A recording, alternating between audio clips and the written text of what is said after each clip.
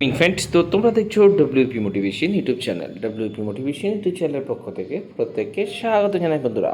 তো আমি অরিজিৎ দা। তো আশা করি তোমরা প্রত্যেকে খুব ভালো আছো এবং খুব সুস্থ আছো। তো আজকে তোমাদের কী বিষয়ে ভিডিও করতে চলেছি, তোমরা টাইটেল এবং থাম্বনেল দেখেই অবগত হয়ে গেছো তোমাদের কী বিষয়ে কিন্তু আজকে ভিডিও করতে চলেছি। তো আজকের ভিডিওটা সমস্ত ডব্লিউপি যারা অ্যাসপিরেন্ট রয়েছে তাদের জন্য খুবই গুরুত্বপূর্ণ কিন্তু একটা ভিডিও হতে চলেছে। তো আজকের ভিডিওটা তোমাদের যত গ্রুপ রয়েছে গ্রুপে কিন্তু বেশি বেশি করে কিন্তু শেয়ার করবে, এবং যদি সত্যি খুব হেল্পফুল মনে হয় একটা করে লাইক করে দেওয়ার কিন্তু অনুরোধ রইল। তো সবার প্রথম তোমাদের বলে রাখি, তোমাদের আপকামিং অনেকগুলো রিক্রুটমেন্ট তোমাদের সামনে কিন্তু আসতে চলেছে।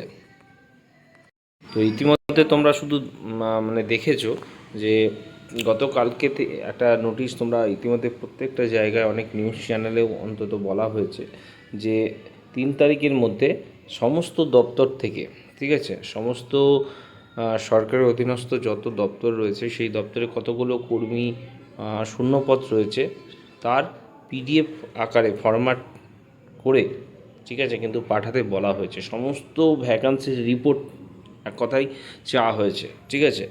তো এটুকু তোমরা ধরে রাখো যে তোমাদের জন্য কিন্তু আপকামিংয়ে প্রচুর রিক্রুটমেন্ট কিন্তু আসতে চলেছে, ঠিক আছে। তো অবশ্যই আগে পুলিশ নিয়ে যেহেতু আমি কথা বলছি, তো পুলিশ নিয়েই বলবো। তো পরবর্তীকালে অন্য রিক্রুটমেন্ট নিয়েও তোমাদের সামনে কিন্তু আমি তুলে ধরবো।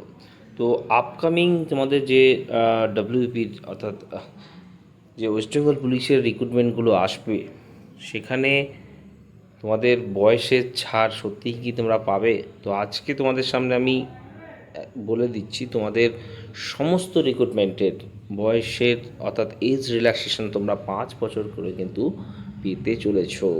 সব থেকে খুশির খবর এটাই। অনেকেই আমাকে এটা নিয়ে কমেন্ট করছে, অনেকে জানতে চেয়েছে, তাই আমি আজকে ভাবলাম যে ভিডিও করে তোমাদের বলে দিই। তো প্রত্যেকটা অর্থাৎ রিক্রুটমেন্ট যতগুলো রয়েছে, ঠিক আছে, ফার্স্ট অফ অল তোমাদের বলে রাখি ডাব্লিউপি কনস্টেবল, ঠিক আছে। ডাব্লিউপি কনস্টেবলের ক্ষেত্রেও কিন্তু তোমাদের যে বয়সের ঊর্ধ্বসীমা সেটা কিন্তু 35 কিন্তু করা হয়েছে। অনেকে আমাকে মেল করছিল যাদের 32 বা 33 এজ রয়েছে, যে আমরা কি পরবর্তীকালে চান্স পাবো কি না। তো তোমাদের জন্য খুব খুশির খবর এটাই যে তোমরা কিন্তু যে আপকামিং রিক্রুটমেন্টগুলো আসতে চলেছে সেখানে কিন্তু তোমরা এক্সামে বসতে চলেছো, ঠিক আছে। নট অনলি কনস্টেবল, কেপি কনস্টেবলের ক্ষেত্রেও সেম নিয়ম, ঠিক আছে। তাহলে কি এসআইয়ের ক্ষেত্রেও সেম রুলস। তোমাদের যে আপকামিং মানে বিজ্ঞপ্তি আসবে সেখানে কিন্তু এক্সাইজ তারও কিন্তু আসার একটা সম্ভাবনা রয়েছে। সেই এক্সাইজের ক্ষেত্রেও কিন্তু তোমাদের বয়সের ঊর্ধ্বসীমা যেটা রয়েছে সেখানেও কিন্তু 35 কিন্তু করা হতে চলেছে। শুধু কি এগুলোতেই ভ্যাকান্সি এজ ইনক্রিজ হবে? তাহলে কি বাকি অবশ্যই তোমাদের সিভিল ডিফেন্স যেটা রয়েছে সেই সিভিল ডিফেন্সেতেও কিন্তু এখানে অলরেডি অনেক এজ ধরা হয় অলরেডি আমরা জানি, তারপরেও তো এখানেও কিন্তু তোমাদের এজ রিল্যাক্সেশন কিন্তু আসতে চলেছে এমন খবর কিন্তু রয়েছে, ঠিক আছে। এমন আপডেট পেয়েছি তাই তোমাদের সামনে কিন্তু বললাম। যারা মানে এবছর 2024-এর রিক্রুটমেন্টে হয়তো ভালো ফল করতে পারোনি, তাদের জন্য কিন্তু একটা সুবর্ণ সুযোগ রয়েছে। কিন্তু দেখো, বয়স তো আমাদের কেউ থেমে রাখে না, তাই না? বয়স কিন্তু বাড়তেই থাকে। তো তোমাদের কিন্তু এখন থেকেই সেই মতো কিন্তু ফিটনেসটাকে ধরে রাখতে হবে। মাঠে কিন্তু তোমাদের কিন্তু প্রত্যেককে সেই মতো কিন্তু পারফর্ম করতে হবে যাতে পিএমটি এবং পিটিতে তোমরা কোয়ালিফাই করতে পারো, ঠিক আছে। এখন থেকেই কিন্তু সেই সুযোগটা তোমাদের কিন্তু রয়েছে। আমাদের অনেক জায়গায় বিজ্ঞপ্তি নিয়ে অনেক রকম শূন্যপদ কথা শুনতে পাচ্ছি, কেউ 50,000-এর ওপর বা কেউ। দেখো, বলে রাখি, ডাব্লিউপির ইতিহাসে একসঙ্গে এত বড় ভ্যাকান্সি বার করতে পারে না, ঠিক আছে। কারণ ট্রেনিংয়ের একটা ব্যাপার রয়েছে। আমার যেটুকু মনে হয়, যেটুকু তোমরা শুনছো, অত ভ্যাকান্সি হয়তো নাও আসতে পারে, ঠিক আছে। ভ্যাকান্সি আসবে এটুকু তোমরা ধরে রেখো, ঠিক আছে। তো তোমাদের বলে রাখি, তোমাদের ডব্লিউপি কনস্টেবল 2024 রেজাল্ট বেরোনোর সাথে সাথেই তোমাদের কিন্তু কাউন্টডাউন স্টার্ট, তোমাদের কিন্তু নোটিশ চলে আসবে, যেমনটা গত ভিডিওতে তোমাদের বলে রেখেছি। তারপরেই কিন্তু তোমাদের বিজ্ঞপ্তিগুলো অর্থাৎ নতুন বিজ্ঞপ্তি কিন্তু একে একে আসতে চলেছে। টেন্টেটিভ মান্থ তোমরা ধরে রাখো তোমাদের জুলাইয়ের শেষ, ঠিক আছে। এবং তার আগে তোমাদের কিন্তু ওয়ার্ডারের এক্সামটা কিন্তু হবে, ঠিক আছে। তো ওয়ার্ডার নিয়ে অনেকেই শুনছি লাস্টের দিকে হবে, অত দেরি হবে না। যেটুকু আমার মনে হয় একদম প্রথমার্ধেই হয়তো তোমাদের এই এক্সামটা নিয়ে নিতে পারে, ঠিক আছে। হয়তো সেকেন্ড উইকের মধ্যেই তোমাদের এক্সাম হবে এবং তারপরে হয়তো শেষের দিক থেকে তোমাদের কিন্তু নতুন বিজ্ঞপ্তি আসা একে একে শুরু হয়ে যাবে। জুলাইয়ের শেষ, আগস্ট, সেপ্টেম্বর এই সমস্ত মান্থগুলো তোমাদের জন্য খুবই গুরুত্বপূর্ণ কিন্তু মান্থ হতে চলেছে। এখানে কিন্তু তোমাদের বিজ্ঞপ্তিগুলো আসবে এবং তোমাদের ফর্ম ফিল আপও কিন্তু তোমরা শুরু করে দিতে পারবে, ঠিক আছে।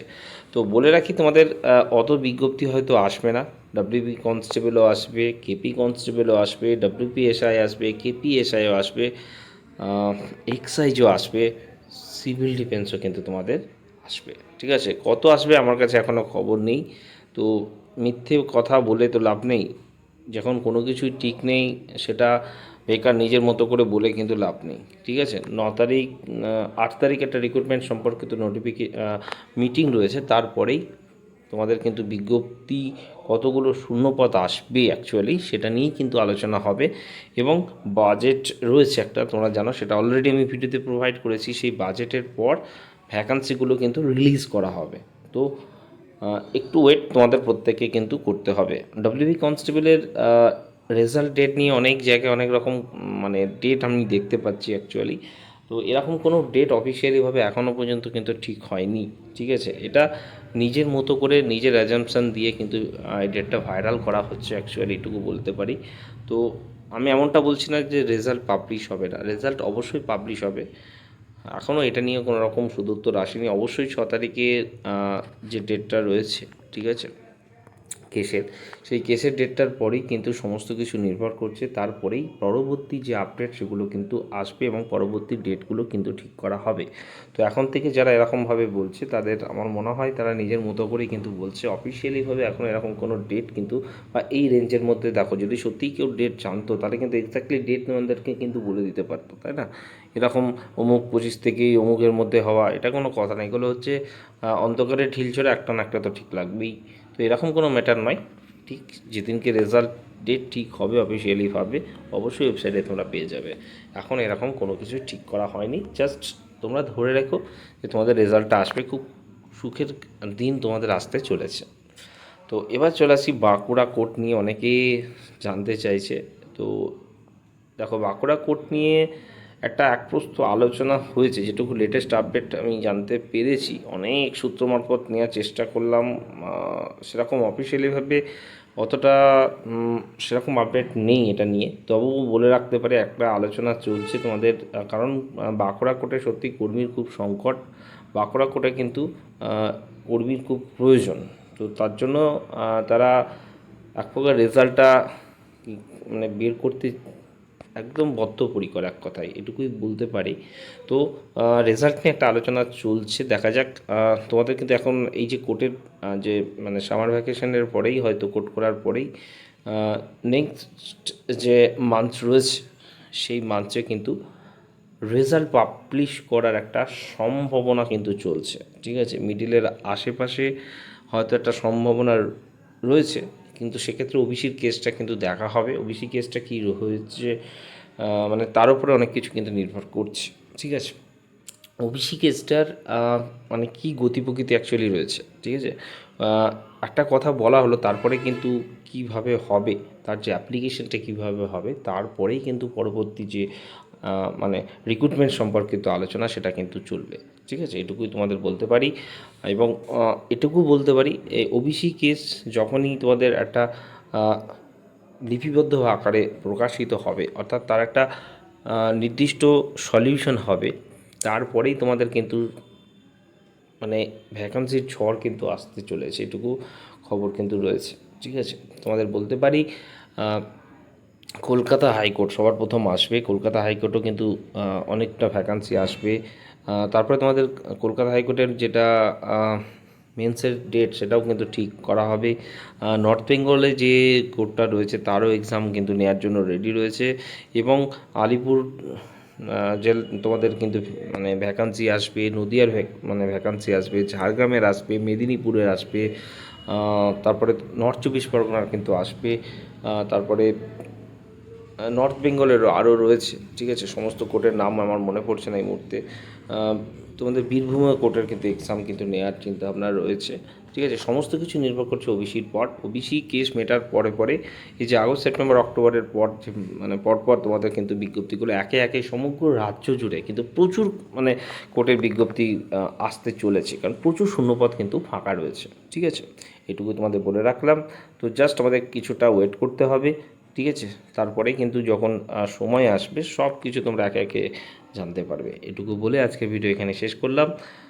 প্রত্যেকে খুব ভালো থাকবেন, সুস্থ থাকবেন। চলুন।